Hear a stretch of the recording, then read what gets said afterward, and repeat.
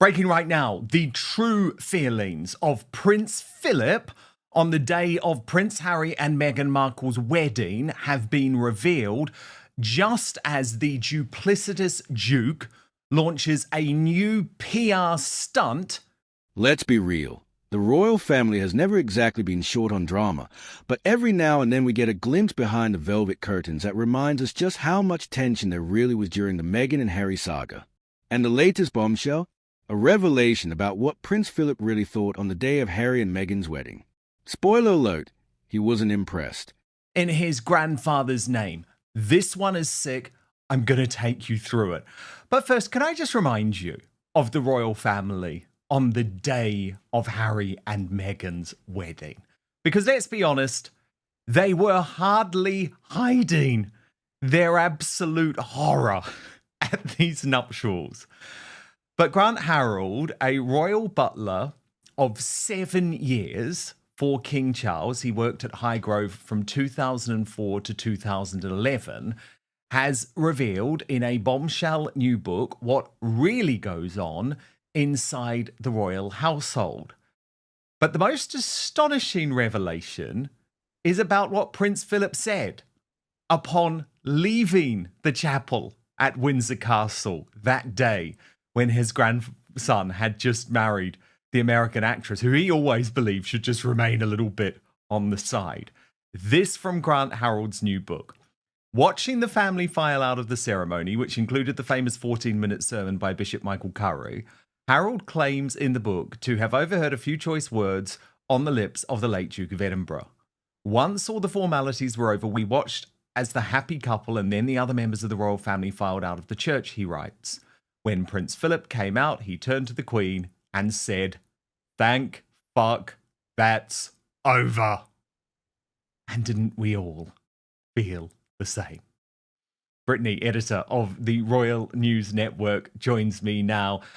Brittany, we're going to get into some of the other details from Grant Harold's book, but what do you make of this? Prince Philip on the day, it wasn't really his cup of tea, but I think we also just have to appreciate the fact, Brittany, he was a very elderly man by this point, and he had gone through huge efforts in terms of his physical health just in order to be at the ceremony. And you could argue that he did that for his grandson, Prince Harry. Then when you get this quite modern ceremony, which was out of touch for the royal family, the very, very long sermon, it's hardly a surprise that Prince Philip felt that way, is it?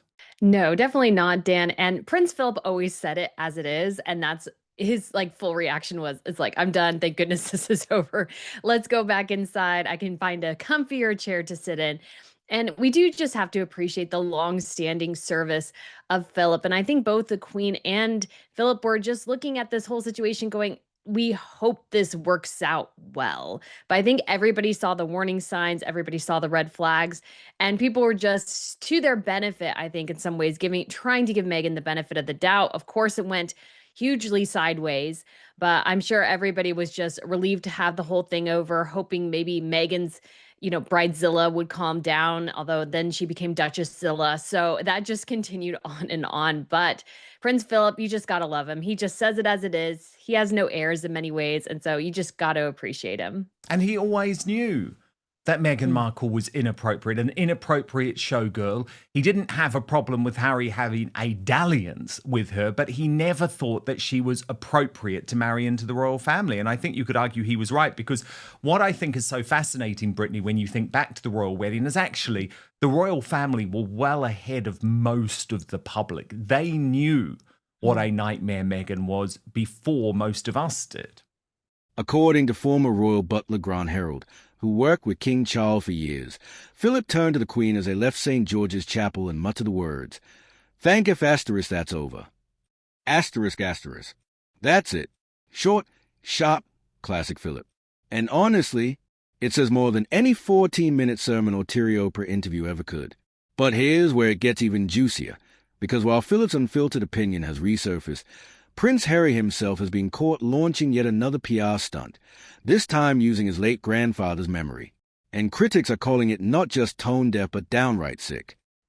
Very true. And I think when you look back at Meghan and sort of all the red flags and warnings. I mean, there's a reason why those are there. And there's a reason why, royals, sometimes it's best maybe to avoid people who are in show business or people with a past like Meghan. But I think the whole royal family saw that she was really in this only for the title and the money. I think they knew that this was going to end badly. They knew Harry was just wrapped up and high on the Megzilla, and he just couldn't see truth. And I think everybody tried to warn him against Meghan. He just would not listen to anyone. And the royals were like, we've seen this side of Meghan. We're hoping it's just a phase, when in fact it was her real personality the entire time. And Harry, much to his discredit, adopted much of his wife's personality and terrible habits in dealing with staff as well. Harry became, a monster with her in many ways. And so again, it all comes down to Harry and the poor royal family. You have to admit, they were probably really hoping this would work, and it just didn't. Yes, and I think we should never forget, Brittany, that Prince Philip's very subtle nickname for Meghan Markle was DOW.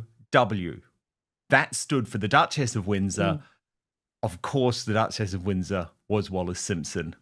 He knew his history, and he was right. He may not have lived to see it all play out, but he was absolutely right. And I think it's particularly sick, Brittany, given we know Prince Philip's true feelings, that Harry has decided to use his grandfather in a VJ Day publicity stunt. This, of course, leaked to Cameron Walker of GB News. Now, he's the little Omid Scobie-like twit who's totally there to do the propaganda job these days for Harry and Meghan. Totally bizarre that GB News has gone down that path, but there you go. This headline story, Prince Harry's secret tribute to Prince Philip revealed as Duke of Sussex's letter placed at memorial. Now, the leak to GB News, the Duke of Sussex asked a friend to discreetly place the letter and a wreath at the Burma Star Memorial in Staffordshire. So why do we know about it if it was so secret? Because they leaked this news to GB News.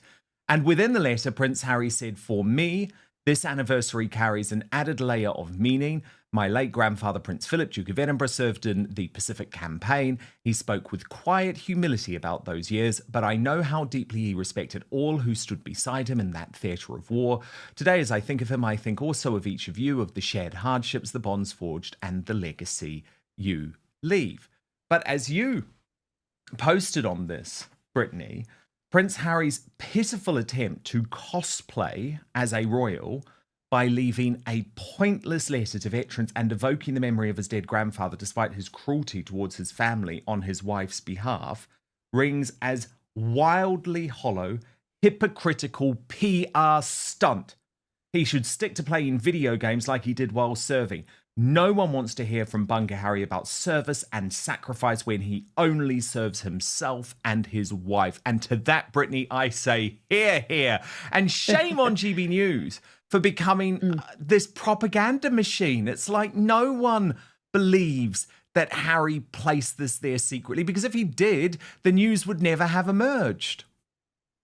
Right. And why even place it in the first place? I mean, it's just obviously a PR stunt. He got a willing stooge to go out there and set this letter down. And it's just so, I think, heartless and cruel and so many things for Harry to evoke the memory of his grandfather, to try to somehow say, oh, I know somewhat of maybe what you experienced, or talking about sacrifice, when serving is sacrifice, and serving in the royal family is a sacrifice, one that his grandfather willingly made for decades. And Harry, as soon as his wife was like, oh, it's too hard, Harry, he scampered off and is just going off to fulfill and get his own million. So this guy knows nothing about sacrifice. I think because of the Invictus Games, Harry somewhat gets high on their experiences and somehow equates it to his own. So I think he lives in a level of delusion about his own military service. And Harry just needs to give this up. He left for very selfish reasons. He can have the Invictus Games, whatever, but stop doing this cosplay royal routine. It's tiresome. It's very tedious, and it's very, very annoying, because he's not a royal anymore. He's a Hollywood producer, allegedly. Allegedly. I think I think that's a very big allegedly. Every stunt Harry pulls only deepens a problem. He wants to be seen as both a private citizen and a global royal figure. He wants to walk away from duty but still bask in the glow of the monarchy. But you can't have it both ways. The public sees through the contradictions. His popularity in the UK has tanked. And of course, we also had leaks, and I believe these are leaks, again, Brittany, with people who are close to Prince Harry, who are trying to find a way to ingratiate him, to bring him back into the royal story. Post to the Sunday Times over the weekend over a new row involving the Duke of Westminster and the christening of his first daughter. So it's Roy and Nika who put this out there. William and Harry's closest friend, the Duke of Westminster, is considering whether to make both estranged brothers godparents to his daughter Cosima. William is set to be godfather, but amid ongoing royal tensions, will Harry. And the article makes the point that for many new parents, deciding who to choose as godparents is a minefield. For the Duke of Westminster, one of the closest friends of the Prince of Wales and the Duke of Sussex, it is a particularly delicate dilemma.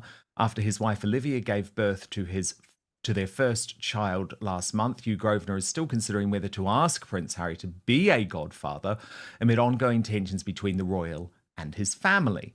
Friends of the couple say they have not yet made a final decision, but it is understood Prince William will be a godfather. He is so close to both princes that he is thought to be the only one of their friends chosen to be a godparent by both, so to Prince George and Prince Archie, even though the Sussexes have not publicly named the godparents. The Westminster's daughter was born in London last month. Both William and Harry have sent their congratulations to the couple, who have not yet set a date for Cosima's christening. Selecting both brothers as godfathers to his firstborn would be seen by many in royal circles as an attempt by Grosvenor to thaw the prince's frosty relationship. It is understood that William and Harry have not spoken since September 2022. So that's how it was spun in the mainstream media.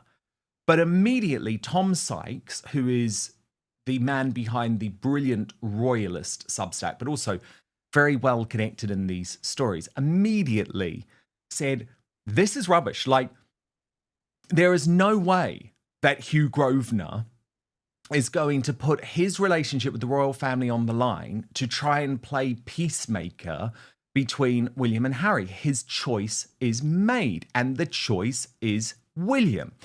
And what Tom Sykes writes is really interesting. He says, the implication seems to be that he may invite both, to which one can only say, channeling Princess Anne, not bloody likely.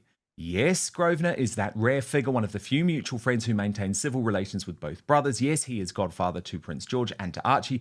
He may well wish the princes would patch things up. But the idea that he would try to engineer such a reconciliation, that he would presume this decades-deep blood-level feud might be soothed by a double godparent, would leave most of high society slack-jawed with horror. In any divorce, friends, albeit regretfully, have to pick a side, and the British aristocracy, loyal to the crown for generations, has unsurprisingly kept faith with its next holder, William. Hughie, whatever his private sympathies, is not exempt from those dynamics. He is not just a friend of William, he is King Charles's godson. His family has been tied to the monarchy for centuries. Their vast fortune of more than £10 billion is rooted in royal favour, from the original 17th century land grants that gave them Mayfair and Belgravia to the 300 prime acres of central London they still own today. The Grosvenors have always known how to stay close to the throne. And I just thought, Brittany, he's completely right. He's completely right. Like, actually, he goes on because he says, imagine the scenarios. Invite Harry and tell William, then there is a real chance the heir to the throne simply wouldn't show. That would be a diplomatic disaster. Invite Harry without telling William. This seems unwise. Even if it didn't leak, which it would, William would be livid, and Hughie's position and the royal family's inner circle would come under pressure. So, to me, again, Brittany, this feels like Prince Harry's team trying to bring him back into the circle, trying to put pressure on Hugh Grosvenor to actually invite him. Whereas just like the wedding, the reality is the Duke of Westminster will choose the heir to the throne, the future king. He will choose William.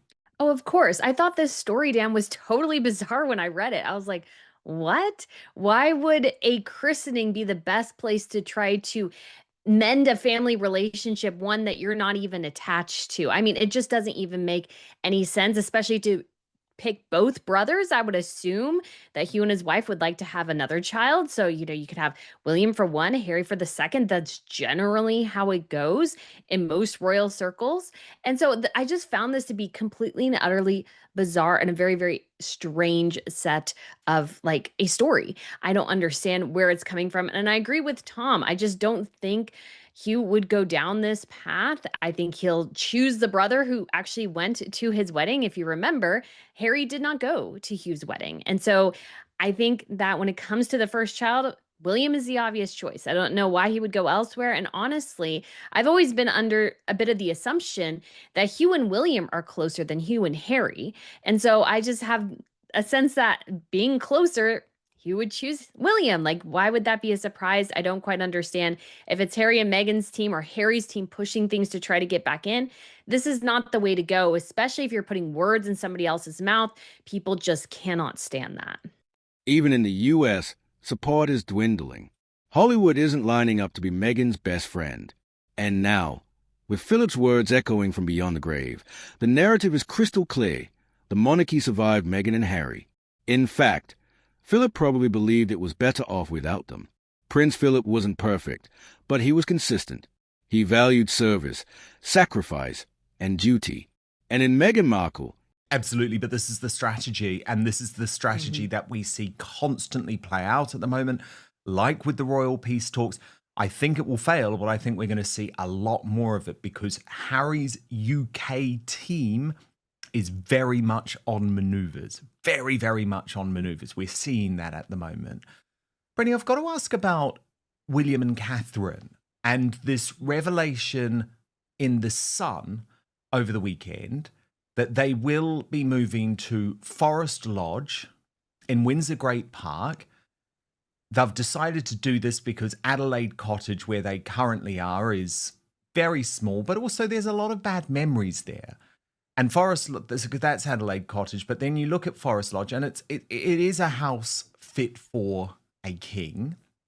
But there's been a lot of pushback, Brittany, a lot of pushback over this. And actually, we can see inside the house here, and it got these renovations in 2001, but it's currently undergoing new renovations to prepare for the arrival of William and Catherine and their 3 children. But I found a lot of the criticism regarding this unfair because, as we've discussed before, William and Catherine have looked for multiple options that would allow them to stay within Windsor, close to the children's school, and that's especially pertinent if it looks like George is going to go to Eton, which is increasingly seeming like the top option. And they even considered, could there be a wing of Windsor Castle, for example, that would work for them? Now, in the end, Forest Lodge felt like the best option. They're very much making it clear to the public that they're not expecting this to be taxpayer funded in any way. They're going to fund the move themselves. And more importantly, they want to make the point that actually this is what they want their home to be, or their home to stay, even after William becomes king. Now, I think that raises a whole load of other issues, which there does need to be a debate about. Like, is the public really accepting of the fact that Buckingham Palace is not going to be home at all to our royal family anymore? That is, it's going to be a totally ceremonial palace.